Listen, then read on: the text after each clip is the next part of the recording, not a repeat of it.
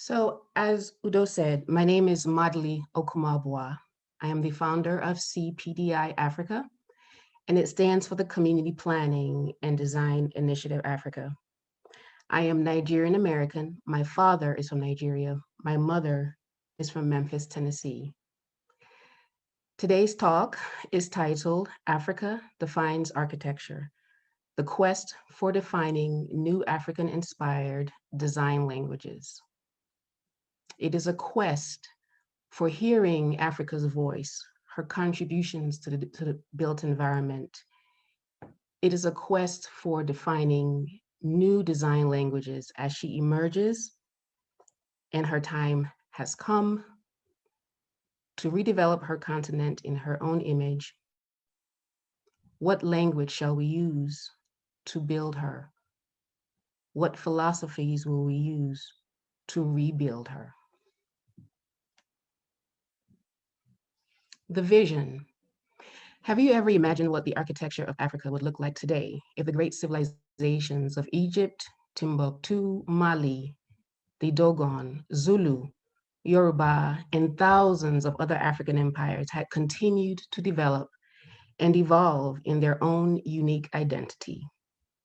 Imagine the transformation of the African landscape into sprawling metropolises filled with architectural masterpieces celebrating new interpretations of traditional design elements, portrayed with all the comfort of modern technology. Now imagine once again that you have been given the opportunity to create these new design languages, drawing inspiration from Africa's glory past, reflecting elements of her present identity, and then creating new languages so dynamic and innovative that it develops the foundation for the continent's emerging future. You, the creator and custodian of Africa's newly imagined environment. You, the architect of Africa's future. This reading I take right from my website, which is cpdafrica.org, and it begins to tell the story, the journey I embarked on many years ago as a design student. This image I love to use. It's a shout out to an unknown artist, but it's a vision of what some have for what Afrofuturism could look like, where architecture meets Afrofuturism. Looking at these images, if Africa had continued to evolve, is this what her skyline would look like? Some of these elements are familiar. We see skyscrapers influenced by the Dogon masks, those inspired by Zulu shields, the ever popular pyramidal shapes. There's a floating sphinx. These are high rises. The materials, not necessarily sustainable, but this is a vision that some have for what that Afrofuturist continent could look like. Do we agree as architects? We remember Wakanda. There was another vision that the set designers came up with. Again, high rises, some shapes inspired by traditional African architecture, but we see thatch roofs on skyscrapers. If architects had been engaged in creating these landscapes, is this what we would have created?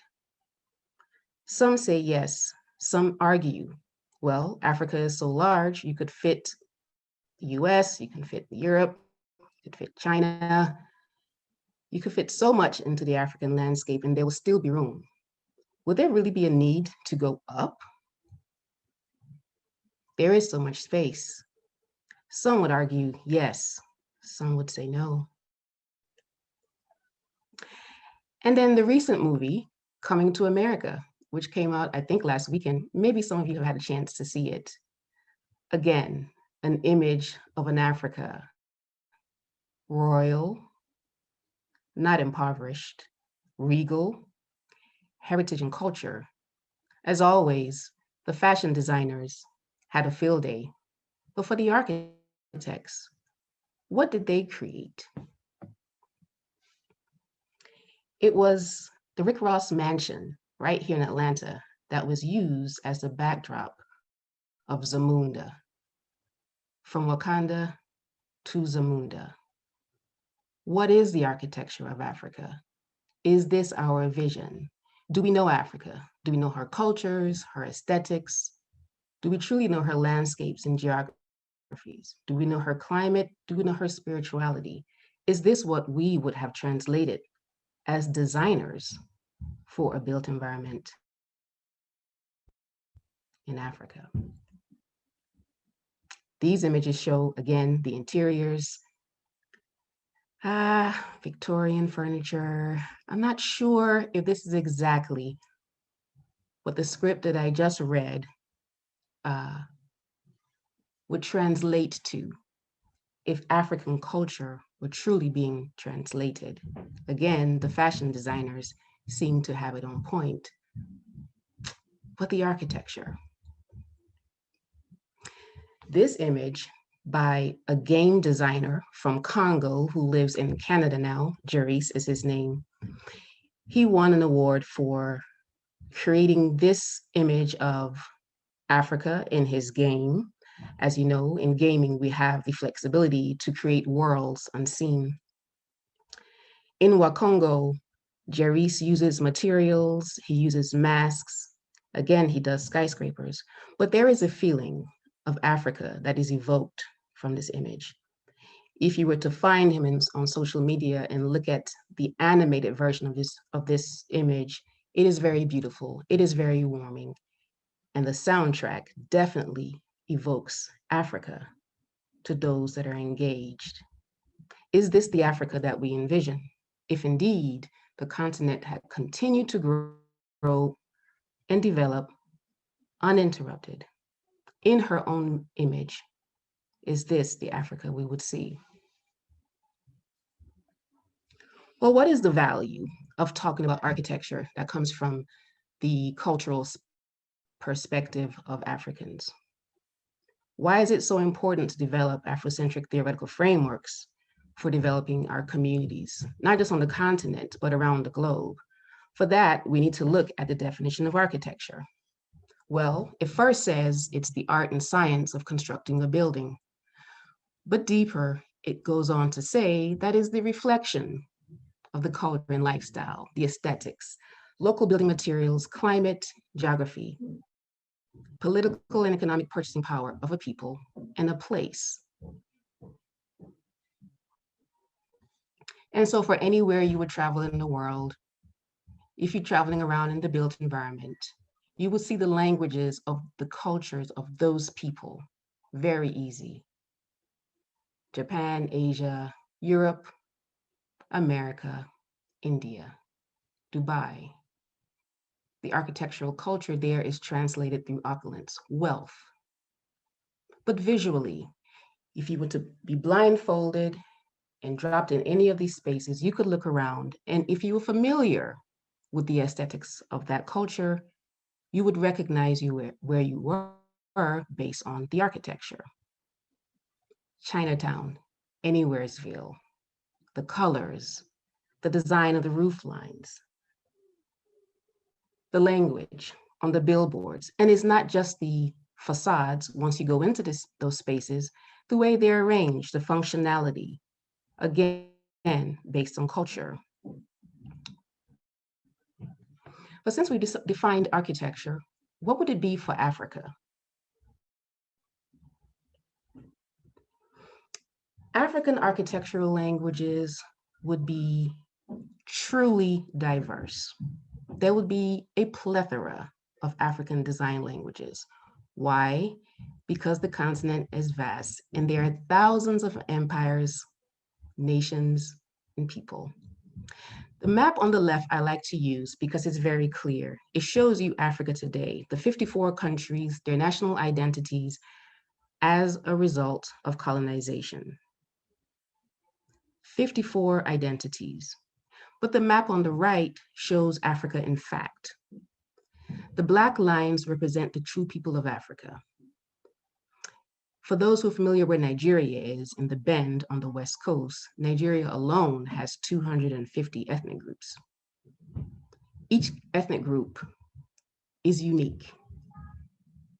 For example, the Yoruba of Nigeria, population of about 60 million, population of the French, about 60 million, just so you have an idea the numbers of people we're talking about and the impact of such culture. And it's just one. You have 250 of them. In the Congo, you have 450. All right. So you can imagine landing anywhere in Africa and just taking off a mile in any direction, and the culture will change, the music, the spirituality, the fashion, the food, and certainly the architecture. The red lines, as you know, are the country lines that are superimposed over. So if you're talking about creating African architectural languages, Africa is rising. It's the final frontier. It's our job to design and build or rebuild, as some would say. Would you be intimidated by creating African languages that represent the people? Not really. You could bring that challenge into the classroom, you could bring that challenge into the profession, and you can imagine, again, the plethora of design languages that will be created.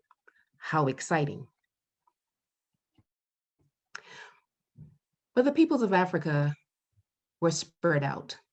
They spread out thousands of years ago, but the most recent was about 500, 400 years ago during the transatlantic trade. Africans from West Africa were taken throughout South America, North America, the Caribbean, Asia, all over the world, and they settled and they created new identities. These identities were a blend of what they brought from Africa and a blend of what they met on ground in their new lands, the natives of those spaces, and of course, the cultures of those who brought them there. So now you could say there would be an African American architectural language, Haitian, Brazilian, Cuban, all at the root having the cultures of Africa reflected. But none of this was on my mind when I was a design student back in the 90s. I was blissfully ignorant of all of this. I moved to the US in 1983. I was a teenager. It was when I got to the US and attended high school that my teachers told me that this thing that I liked doing, this drawing of houses, was called architecture. So I got to major in design in high school. In college, I was having a wonderful time learning what I always, what we always do, learn in design school, Corbusier, Frank Lloyd Wright, Bauhaus. And it was great. I loved my classes and I never thought anything was missing. Again, even though coming from Nigeria, I did not realize that a certain perspective or lens or story hadn't been brought to the classroom until I attended a NOMA conference in 1994, and my world changed forever. I met this man, Professor David Hughes, who became my lifelong mentor. Professor Hughes had just come back from a Fulbright scholarship. He toured the entire continent, country by country, train, bus, road, plane, and he documented what he saw. And he presented his work in this book, Afrocentric Architecture, a Design Primer. And the images he had on the screen were mind-boggling. I never thought that architecture and Africa and me could be blended, that anything from my own culture could be represented. I'd never seen it in class. I was blown away. And when I got back to school, I felt very proud and very encouraged to remember the Nigeria that I had moved from, to remember my Igbo identity and culture, and find elements of that and represent that in the design studio project that we had that semester. And to my surprise, my professor let me know calmly that it was not possible to put Africa and Black and architecture in the same sentence, that Africans hadn't contributed anything to the discourse of contemporary architecture, that what Africans do or what Black architects do, they copy and paste other people's culture into their projects. That what we have originally is, the clay buildings, mud buildings with thatch roofs. If they wanted to give us, the pyramids, maybe if Egypt was actually in Africa, maybe, but no, um, it was not possible to translate African culture into the built environment. It was not possible to translate Black culture into architecture. So what I did after being very pained by that review, I decided to leave design school. Obviously, there was no place for me.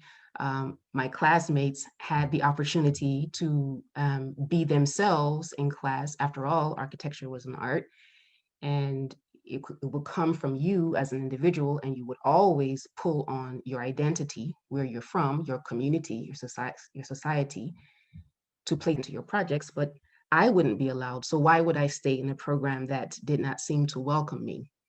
So I left and finished in urban design. And then I went on to get a master's in African studies because that was the one program I knew. I could say Africa 1,000 times in one sentence and nobody would have a problem. I could talk about architecture all day long from an African lens and it would be welcomed. So what I did was pursue a master's in African studies. I achieved. But what I did was take a personal journey to understand what happened to Africa's voice in the evolution and transformation of the built environment. Why did my professor say that? I wanted to know if he was wrong, why was he wrong? And if he was right, why was he right? So I started my own personal journey. The first thing I had to do was start at the beginning, and that's here. Yes, Africa's monumental architecture, from Egypt to Ethiopia to Great Zimbabwe. I studied the architecture of Africa's antiquity. I wanted to understand what were the design briefs that created these structures. A design brief, again, is your client's needs, and again, his culture, his respect of the built environment. What led to these types of buildings?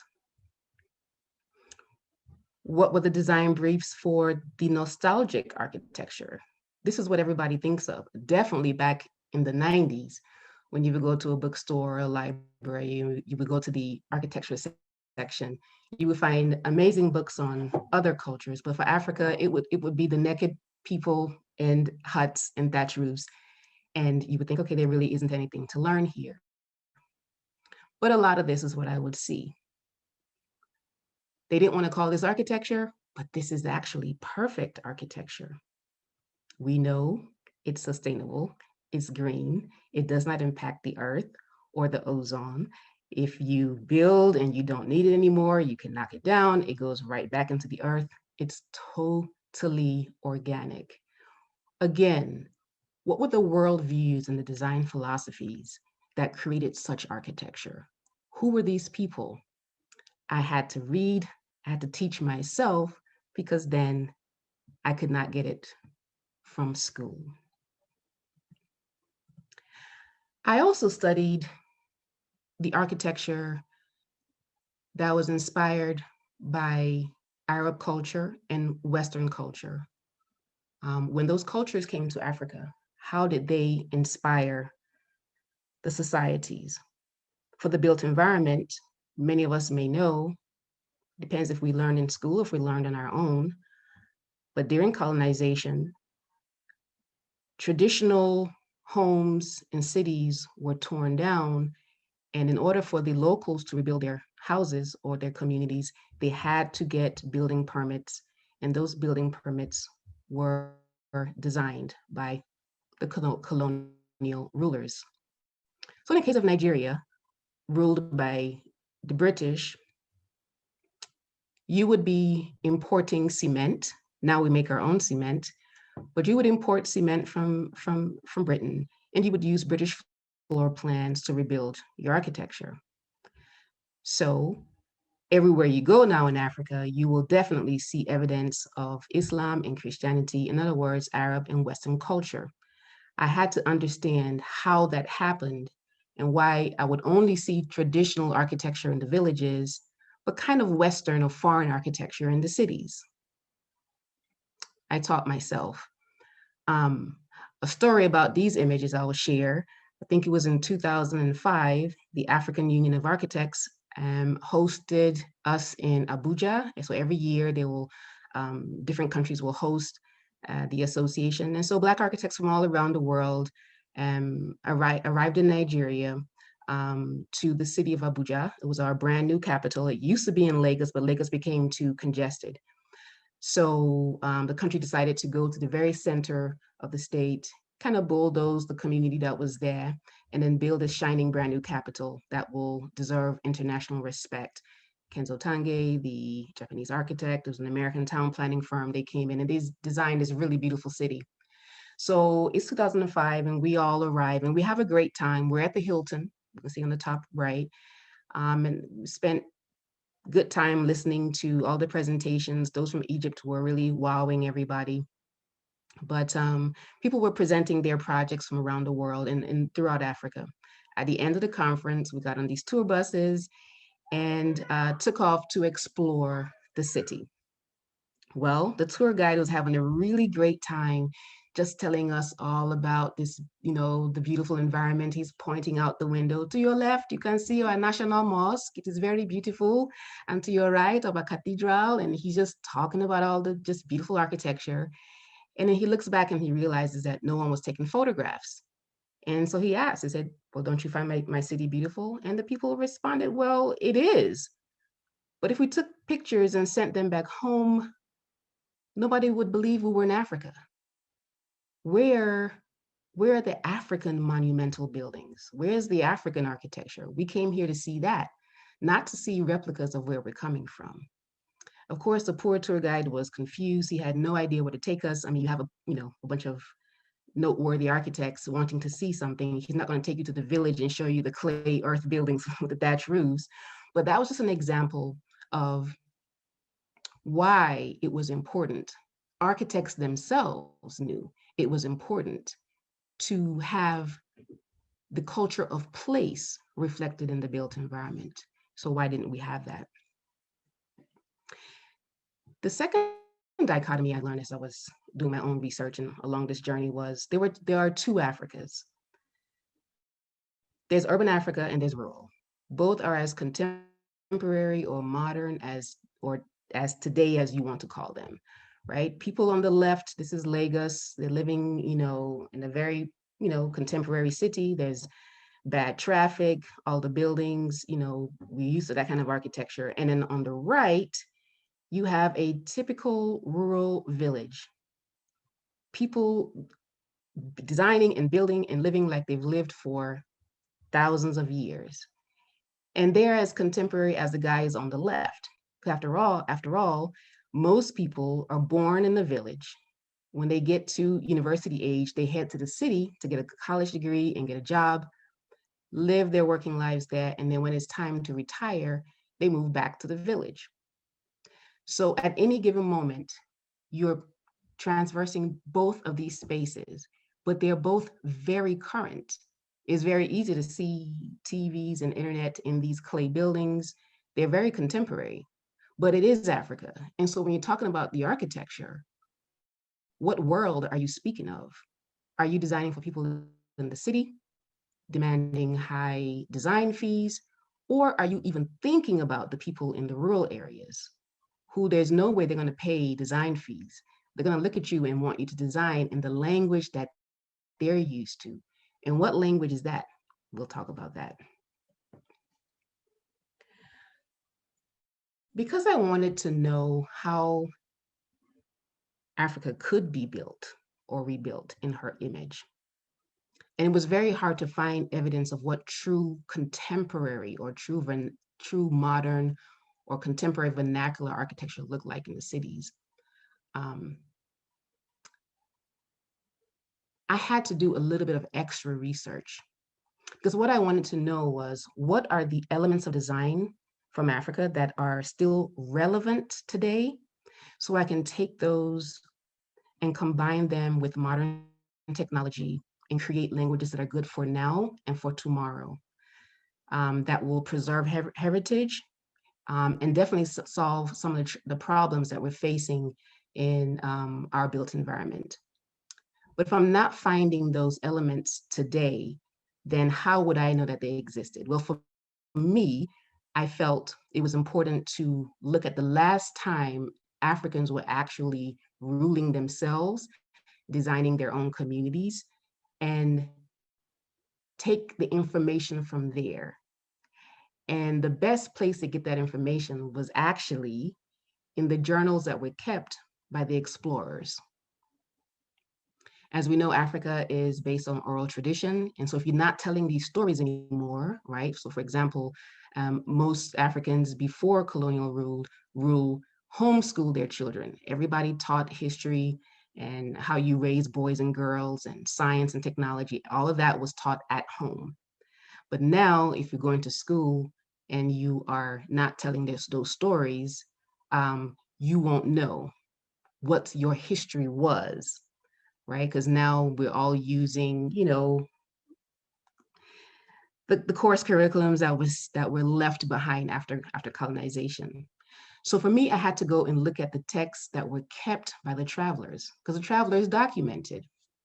And so in these images, you see Kingdom of Benin, Kingdom of Congo, Kumasi. These sketches were done. You can see very, very well laid out planning. You see boulevards, you see neat architecture. If you were to look at these spaces, these cities today, this is not what you would see. But from these documents, I could put a bit of the story back together and see those elements again that I was looking for. What were those design philosophies that were original to African societies? So I could take those and form these building blocks of African architecture that I was trying to learn and to eventually create. Unfortunately, all of this was burned and looted during the slave trade and during the colonial era. And so you'll be hard pressed to see any evidence of Africa's greatest civilizations, at least their built environment today. The final thing that I learned was what happened during independence. So in the 50s and 60s, when Africans began to get independence from colonial rule, this was the one opportunity where everyone, not just those in architecture and planning and built environment professions, that was the one opportunity for them to say, okay, let's pick back up from where we left off, right? Maybe from some of those images that I just showed previously. Let's pick back up from there and see how we can begin to rebuild our communities. Because after all, after slavery and colonization, pretty much the built environment civilizations of those societies were pretty much destroyed, right? So now we have our independence. Let's sit and think of how we can move forward. Unfortunately for Africa, the universities that were set up by the former colonial rulers all use Eurocentric ideologies and curriculum and syllabi. Everything was Eurocentric. So now you're sending your kids to school again, and instead of them to learn about themselves, the story starts with, in my case, being from Nigeria, when Mungo Park discovered Nigeria. So the story starts there. So I never get to learn about the Igbos or the Yorubas or the Hausas and what was their story and what was their architectural story, all right? And so no wonder my professor said what Black architects do or what African architects do is copy other people's culture to create architecture. He had a little bit of a point, and I finally got it. Why is it that in the schools, African culture, African architecture was not being taught? Not just African architecture, medicine, politics, spirituality, technology, everything that it takes to build healthy, holistic societies, that was not being taught. And so, yes, you wonder when you land on the continent and you're looking around and you're wondering what's going on here. It's because in school, The young are not being taught how to live and develop and grow in a space that is actually theirs, actually where they are, as opposed to learning that, they're learning how to fit into the curriculum that's coming from outside, that's preparing them actually to move from those spaces. They're learning actually what does not work in their spaces. And so, yes, a lot of copying and pasting did get done. But it wasn't all sad. In my journey, I learned about many of the pioneers who were championing this research, those who had gone before me, those who were much older than me, even those who were on the same page. I was lucky. There was, again, I like to use the word plethora. There was a lot of information. The work of Dimas Wonko, who is Nigeria's premier Afrocentric architect, actually happens to be a relative of mine. I started to remember his work and why his architecture was so unique. He was the only one in Nigeria at that time, and even now, um, who put culture first. His story was actually similar to mine. He gets to school in Nigeria in the 50s. Like I said, the schools were set up by the British in Nigeria, and British architecture was being taught. And he's a 20-year-old student, and he's just wondering, this is not going to work here. These materials don't work. These floor plans don't work. This is architecture for the wrong place. So he actually quit design school and got his degree in art. In art, he could truly express himself. But because he was naturally an architect and just an all-around genius, he went on to create the most outstanding examples of Afrocentric architecture in Nigeria. Please research his work, Dimas Wonko. He is in his 80s now, and you go to his village and you will find people from all around the world sitting at his feet. They cannot believe his genius.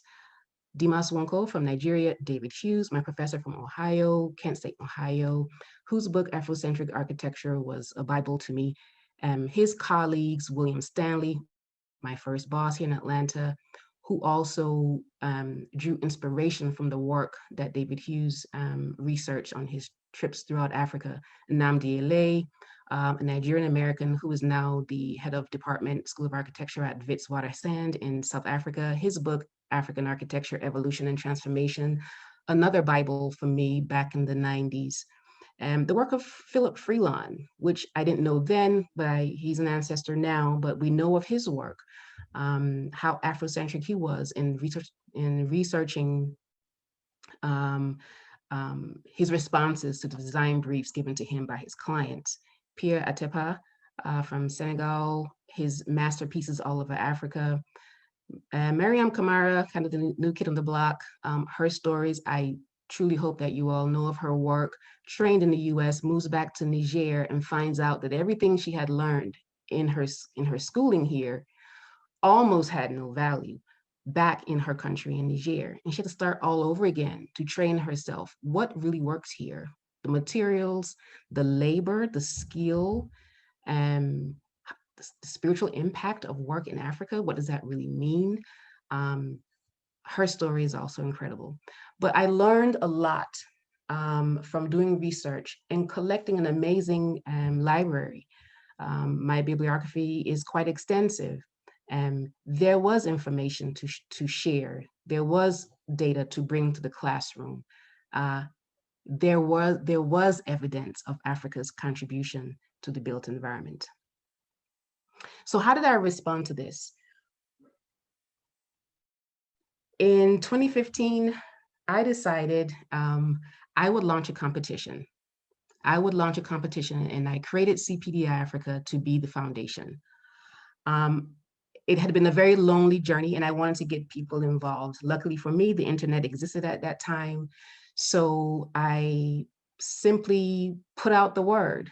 Who's out there, who's doing the kind of research that I'm doing, that's excited about this? Can we come together, bring this traditional information to get to the table and begin to create new prototypes, right?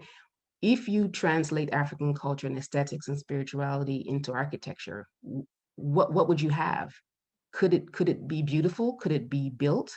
could it be desired? Let's see, right? Because I really felt this would have a lot of value, not just to me, but to the entire profession. The fact that a whole people's voice was left off, especially when that voice was all about sustainability at a time like this, truly this would have a lot of value. But I really wanted to have people join me in this conversation. So I sent out the competition design brief and people began to respond. But CPDI was, like I said, a culture-inspired, research-based design build initiative, right? And it was to form those new design languages that were inspired by Africa, that would be culturally and environmentally sustainable. When I launched the design brief, it was to actually design a very small house. Why a small house? Because I felt if you perfected it on a small house, then you could scale up, right? Let's not start with the skyscrapers. Let's start with the smallest unit. How do you transform a people's identity in their home, which is their most intimate space, right? And so the elements that were important and that were called out in the design brief was be very, very cognizant, reflect their culture and lifestyle, reflect aesthetics, spirituality, which is key for all things Africa. Spirituality is at the root of everything, and the materials, and then how design is actually done, right? So is it paid for? Is it community-based? Whatever. Add all of that in and make sure that you are scoring high on those marks. And so I put the design brief out. The issue was I realized that many people would not know where to start. Again, if you're not learning this in school, if you're not seeing African architecture all around you, whether you're on the continent or off the continent, if you're not seeing it, you wouldn't have any examples. So I found myself having to teach. So I took the show on the road. There were lectures, there were workshops, there were think tank sessions, and I just went down the list, educating everyone so that they would engage in my African architecture competition. So I'll talk about a few examples. We say it, you hear it, but what do you really mean? What do you really mean by translating African culture into the built environment? Let's talk about aesthetics. Aesthetics are very important. It's the first thing you see.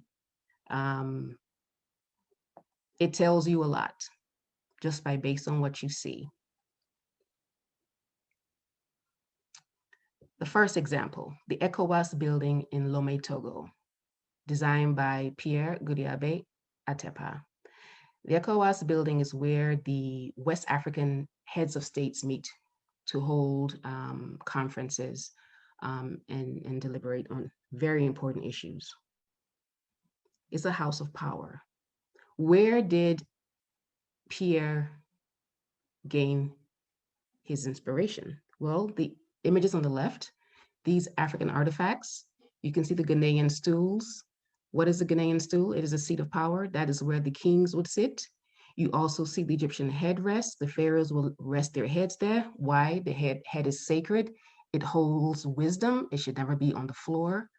And so you see that these two objects signify power. They are the seat of power. Atepa translates that symbolism into his building. You see the shape.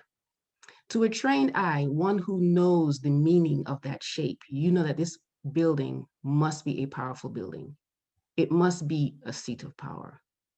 It must be a headquarters, obviously, for the West African states that it was designed for. How do you draw inspiration from aesthetics in the African content, right? And so this example gives you one very clear connection between art, architecture, aesthetic, architecture. Also, you can see on the top of the building the patterns and the motifs that are there.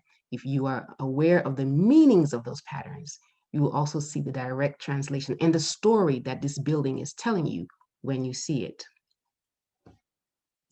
Again, I'm teaching so that those architects that are responding and the students that are responding have a starting point. Aesthetics. Often in African architecture, it was the women's guilds that will come and do the final decor and also the interior decor when homes were built. On the far left, I have an Igbo woman painting uli patterns on the building. You see these images here, the Ashanti, Adinkra patterns and the motif. Again, the Igbo patterns on the bottom. You see the same patterns in the fabric. Just getting the designers to be very familiar with what patterns and motifs are there. And if depending on what culture you're drawing inspiration from, you would source that aesthetic from there. These patterns often had spiritual meaning. Some of them were purely decorative, but many of them had spiritual meanings. Fertility, worshiping the gods, the ancestors, the deities. Young women would paint fertility patterns on the top of their doors when they would get married because they want to come into that new home and have many children, right? So having a clear understanding of what aesthetics meant. These examples here, again, to the trained eye, if you're familiar with these patterns and motifs, you can tell exactly where you are in these spaces. At least this is in the rural area. On the bottom left, we see kind of like a contemporary building, South Africa, in Ndebele, Zulu patterns and motifs. You can also see how it's being portrayed there. Again, showing examples of what was done traditionally. We also pulled together collages, pulling inspiration from sculpture, from jewelry, fabrics, wedding attire, um, um, dolls, beads, and of course, the architecture, right? So these two here, we see this collage, one is from Kenya, one's from South Africa. In the middle, it wasn't that hard to find examples of traditional buildings and then contemporary, something that appeared to be an inspiration for the traditional. But we pulled many of these collages together and showed, again, we're trying to create a new language. Where would you start from aesthetically? We also did some designs of our own. This one was done by Kopji Golit from Abuja, pulling again inspiration from the images on the left. Here he has his 3-bedroom bungalow. Instead of having the courtyard in the middle, he has it towards the side. We did several evolution collages. You can see the building on the very top left, very traditional. That's actually an Igbo Mbari house. You see the very middle picture, you can see it's a direct evolution. And then the far right, that is actually Dimas Wonko's villa in his town in Delta State. You can see that the aesthetic language continues, especially with the steeped roof. The materials, again, of course. Then I jumped to culture and spirituality. These little images here are our shout out to the Black Panther Wakanda movie. We did our own designs and superimposed their superheroes. So that's just our shout out. Spirituality. Many of you I know are familiar with Francis Carey and his work. This is his school in Burkina Faso. You may know how he returns from Germany. The people in his hometown said that they wanted a school, but it was very important that he is mindful in his design that he knows that when students are learning, the ancestors must always be present. So when he does his design, make sure that he's not designing a bunch of spaces with doors and windows where the ancestors are not welcome to come in, because again, they must be there when knowledge is being transferred. So his simple solution was to have alternating closed classrooms and courtyard classrooms. This is something that is being practiced today, not 1,000 years ago, not 500 years ago, but today. If it's important to your clients, then you have to know how to design for them. Spirituality is very important in Africa. This is actually my grandfather's house. This house is a mausoleum by Western definition. But all it is to us is granddad's house. Why is it a mausoleum? Because granddad is buried in there. Not only my granddad, but my great grandfather. African world views, the cycle of life is never broken. At any point, we are on it. So you may be coming into the world, you may be here, or you may be on your way out. But at any point, you are here. So actually, it makes sense to bury in the house so you continue to be part of the conversation. You continue to be respected and fed.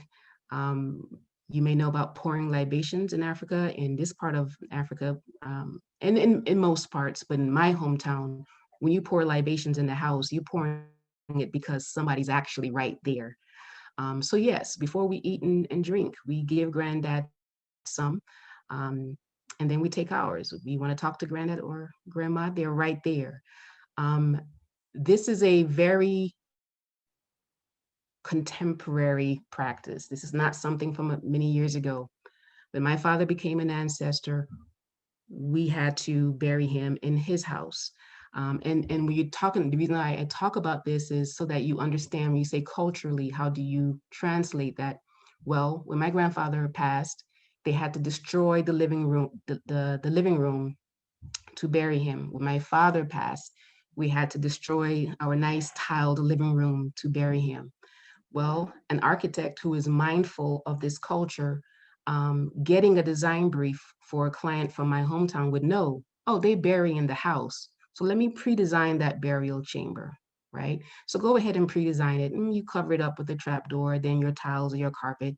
And when that fateful day comes, you simply move the tile, open the trapdoor, and lay the person to rest, as opposed to destroying, uh, wasting money.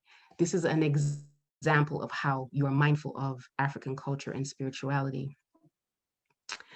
Materials, very important. This image, this is the work of Dimas Wonko, the Akenzua Cultural Center in Benin City. He always uses earth in his buildings. Africans knew from time immemorial that using earth, you would build spaces that were cool. You didn't need air conditions and all the issues that come with trying to provide energy. Um, just build with earth. Your house would be cool. The reason why Africans don't build with earth now is a stigma attached. Like I said, during the colonial era, they were made to feel that their materials and their styles were primitive. And so you pull them down and then you begin to use imported materials, materials that actually do not work. Cement blocks may be good for Europe, you need to keep the place warm, but in Africa, you're using cement blocks and you're building an oven, especially when you put a corrugated iron roof on top of it. You truly are building an oven. And so being mindful of the proper materials, being mindful of climate, and being very mindful of science and technology that ancestors have known for thousands of years becomes crucial in building comfortable spaces. Dimas Wonko's theory is if you build for the comfort of a people, you've created their own contemporary or modern architectural languages. So build for their comfort. This image also shows on the left traditional architecture using clay, earth, laterite. Um, Again, the stigma attached. People, when they get into some money, they pull these down and they replace them with, poor replicas of European architecture or American architecture. It's just how it is. They cannot imagine that it is possible to use clay or earth or local materials to do something beautiful. The image on the right is actually rammed earth. It was one of our winning designs from the 2015 competition. And when people would see this design, they would think, oh my God, this is so beautiful, I want one. And when they learn that it's made out of earth, they're shocked. But it's just architecture. It's just how you work with your materials. The stigma does not have to be there. But this building works. Most people would say in the olden days, you could harvest your materials from your very own site. Why would you spend so much money importing materials? But that has become part of the experience now in Africa. I know just last year with COVID, the construction industry came to a halt because they weren't able to import materials from China. And that is very amazing when there's actually material right there in your own country, right there on the continent, and it's affordable. It works with your climate. So these are the kinds of things that you would imagine would be taught in school and practiced by the professionals. But again, the story needs to be brought to the table. Because like I said, that there are two Africas. There's one that's rural and there's one that's urban. So architects would have to decide um, their focus. Many Africans still live like they do, the image on the left. What is a house? What did Africans build?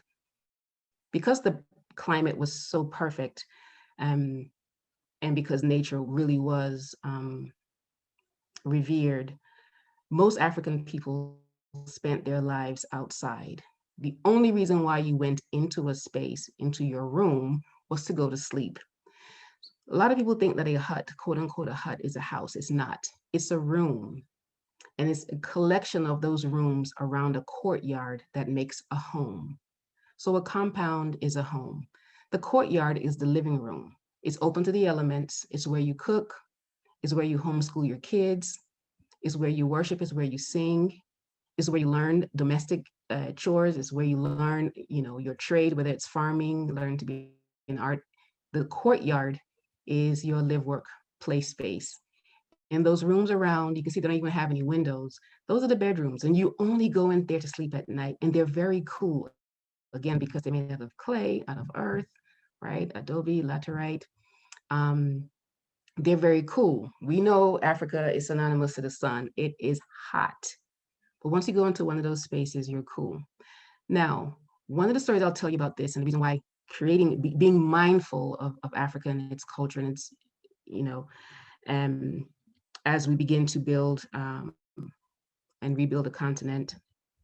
One of the stories I'll tell is about Abuja, the fact that when they were building the new capital, this is what the country looked like, or that location looked like. And they bulldozed all of those compounds, and they rebuilt little 2-bedroom apartments for the people.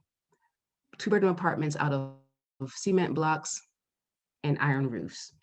And the people moved in, and within weeks they moved out, and they rebuilt these little houses in their backyard. They did that because they were not used to the configuration of the space. They were trapped in a building, and it was very hot. They didn't understand that. Nobody asked them before they built these houses for them. They eventually sold those little bungalows to civil servants, and then they moved further into the forest and rebuilt their community.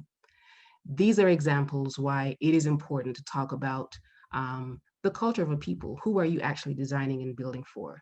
The images that I have on the right are some typologies that maybe if you're going to do a gradual evolution of this architecture, that you will start slowly. Still use the materials. You can see that there are doors and windows. You can see that there's power in some of these units.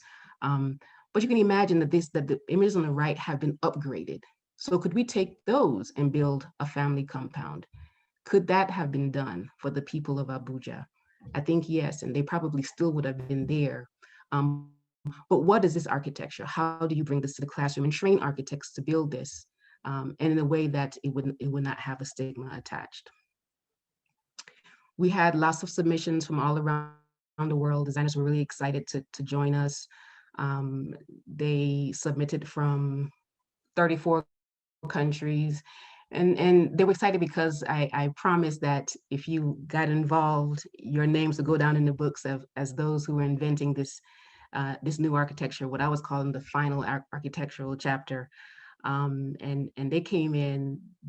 This design by Maidao Li Hong, our first place winner from 2015. What I loved about her design, she used rammed earth. It was her research that really got me. She said she was finding solutions to problems in her own local community there in Vietnam that Africans had discovered thousands of years ago and had forgotten. And she was packaging that information to take to her own policymakers. There is a wealth of information to be gained from studying Africa's contributions to the built environment. Again, she used rammed earth. She had her courtyards. Courtyards, I said, are very, very important to all African architecture. It was in all the shrines, the palaces, and the houses, which is pretty much most of what they built. Everything else happened outside. Festivals, music, dance, shopping, the markets were outside, truly because of the weather, but also because of their worldviews on interacting with the outdoors. This was her building, the INA. Another one that was submitted by a civil engineer, actually, she drew inspiration from masks. As you know, in Africa, art was not made just for art's sake. Everything had a purpose and a meaning. These masks, you only wear them when you're doing festivals and you are being possessed or inhabited by a deity. So some of them were talking about the ancestors. Some of them were about fertility and different things. And so she drew her spiritual inspiration from the masks. And of course, the building itself. She was very ambitious, engineer. Each mask inspired a different facade. She used clay and bamboo. She used wood. She used stone. She did use some cement. And she submitted a masterpiece. This could be used for anything, not just a house. It could be a gallery. It could be a cultural center. It could be anything. But this was a very ambitious project, and she called it the Mask. Our 2017 winners, these two young architects from Yoruba land, inspired by the gourd. And the gourd's meaning in Yoruba culture, it symbolizes motherhood and fertility, and all these things that I have listed here. And so their space was going to be a live work space, a community for downtown Lagos. Again, using sustainable materials on their facades, pulling again from the aesthetic and the spiritual use of space, that community is first. Edward Soto from Puerto Rico pulled on his Yoruba culture. As we know, like I said, and those who were dispersed around the world still held on to Africanisms in their culture. So he pulled on the Yoruba elements of design. Here, he uses the columns that you find in the palaces, and they held up his roof, his ceiling around the courtyard space.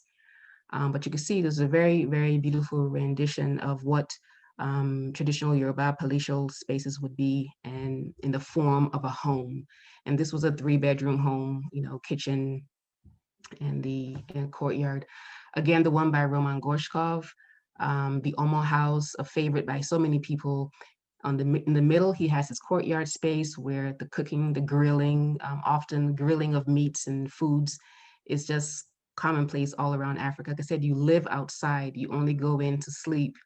And so that living room in the courtyard is really what's celebrated in your daily experience. So he includes the courtyard space. And you can see from the bottom right, the inspiration from traditional Ghanaian and Burkina Faso architecture.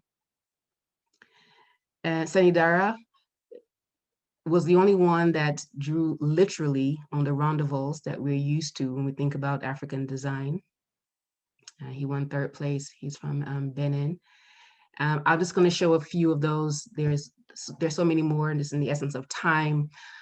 What we did do was package all of the submitted architecture and travel it around in what we call the Art of African Architecture exhibition.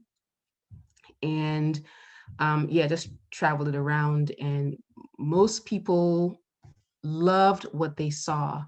They were, like me, they were surprised that architecture could celebrate Africa. And they asked, well, how come we don't see these everywhere? Or where can I buy them? And what architects can I hire to design this? I'm so proud to see my culture replicated or represented in these buildings.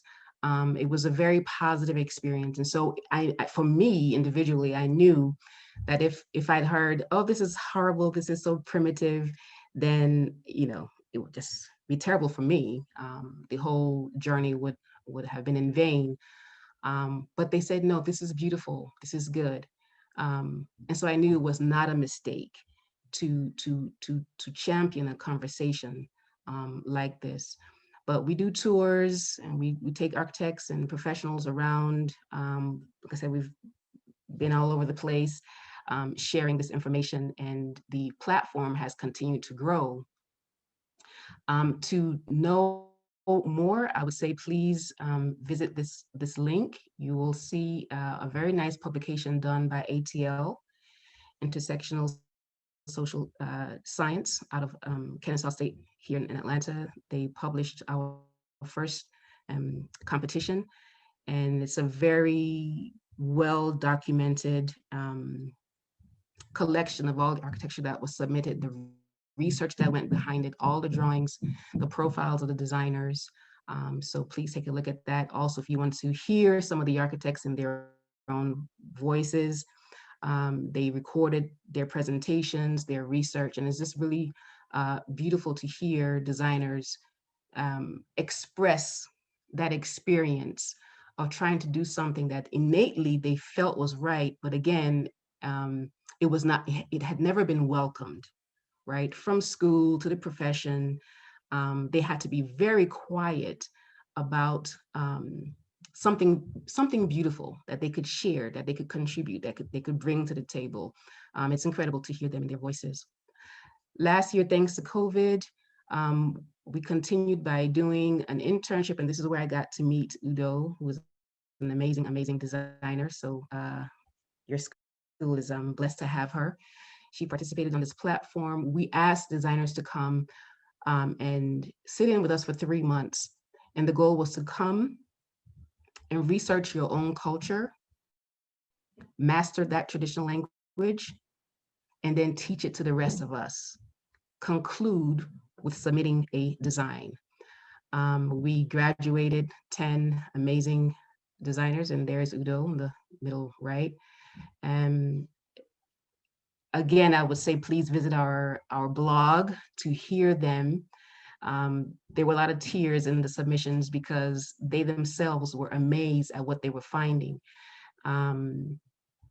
So many of these stories, so much of this science and technology, so much of this beauty is being lost as our elders are dying. They're the only ones who remember the reasons why Africa was built the way it was. Like I said, I mean, what was the design brief for the pyramids or for the buildings in Lalibela or Great Zimbabwe? Who knows those stories? So they would go to their villages and they would talk to grandma and grandpa, and they would come back and they were just amazed that there was anything of value to learn about their own culture and to bring to their studios. Udza is Haitian American. Ikechukwu is Igbo. Umar is Jarawa. Again, please, I hope that you all can spend time listening to their presentations. Fawaz is Yoruba. Masterpieces came out of this. I always like to say that the pyramids were truly just the beginning. If Africa could sit back down and truly pick up on all that it contributed. We are still doing these. We are still welcoming all designers. Our competitions are open to everyone. It's architecture. Yes, it may be African inspired, but it's architecture, and a design brief should be able to be given to anyone to create a masterpiece to meet the needs of the client. And so what we're doing with our competitions is to go ahead and capture these stories before it's too late. So anyone submitting, we're asking that you pick a specific ethnic group and you research and you submit a masterpiece. And this year's competition, we're doing cultural centers, and that's a great example for a great way for designers to showcase their identity and what's beautiful about them. And then the next thing we did was we launched our global studio. That we launched this year, and we said, okay, well, how about we just go ahead and create a platform where everyone can join virtually and begin to engage in these conversations, begin to become masters of African architectural languages, and then take that back to the classroom, take that back to your profession, offer that to your client, offer it to the policymakers, right? But you have to have that space where you can learn this information. As we are, I think the word now is decolonizing the curriculum in everything that we're doing in schools, not just in the West, but definitely in Africa, right? while we're waiting for the systems to kind of catch up, let's go ahead and start somewhere. And so we can train people who have this knowledge and can bring this back to mainstream. So the Global Studio was launched. It was built off of the philosophies of my mentors, which are Dimas Wonko and his theory of new culture, and David Hughes, whose theory is on Afrocentric architecture. And both of those ideologies became the foundation for CPDI. Our classes are 6 weeks long. You meet once a week with your professors. Their audit, you could get a certificate, but everyone is welcome to come in and teach and learn. These are some of our professors that we have now. David Hughes is teaching a class on Afrocentric architecture. There I am. We have Dr. Oluwatoyin, who is specializing, of course, in Yoruba architecture. Professor Ama Asamoah is talking about Ghanaian architecture. We have Professor Felema, who's specializing in Ethiopian. Yakubu Aminu, he's talking about African sustainability. So again, we cover the whole gamut. It's architecture, it's urban planning, it's interiors, it's philosophy, it's African master builders. Yeah, and so like I said, it's a platform for everyone to come in. There's something for the students. Again, when I was a student and I wanted to start incorporating my own culture at some point, yes, you want to move back home, and what will you build when you get back there? You don't want to be like Miriam Kamara, having to start from scratch, right? So students could come in here and learn and take back to their classrooms. Professors would gain lots of information if they're going to teach African architecture in school, right? Where do they get that authentic information? Again, professionals looking for African-inspired concepts for their clients, and individuals who are doing amazing projects. Everyone will be able to find something at our studios. My last couple of images, I just love to show this one because it just, again, ties it all together. Phil Freeland's building there on the mall in DC, the Smithsonian. We see what it's inspired by, the Yoruba statue there. That's also a pillar that holds up the roofs of the palaces in Yoruba land, the corona on her head. He drew inspiration from an African artifact. Not only that, the images on the bottom are West African headdresses. They're called the gele. It's worn by women in West Africa. You can see the exact same shape. It's almost the contemporary version of the corona that is worn there on the statue. And Phil and Ajay, and they pull inspiration from these images. And it's not just that, the fabrics, the patterns on the grill of the building are from the Gullah Geechee people right here in the US, who of course are tracing back to West African pattern work, right? The kente and the akochas, right? How you bring patterns in cloth and you stitch together and you create amazing fabrics. And so I like to end with this image right here. All hail to Queen Cicely Tyson, who is now an ancestor. But if Freeland could do that with those Yoruba geles, imagine what we would do with this beautiful hat that Cicely is wearing. It's architecture. It's architecture. What could we do with this? Thank you so much, University of Illinois. Thank you very much. And I hope you all have enjoyed this long presentation of African architecture.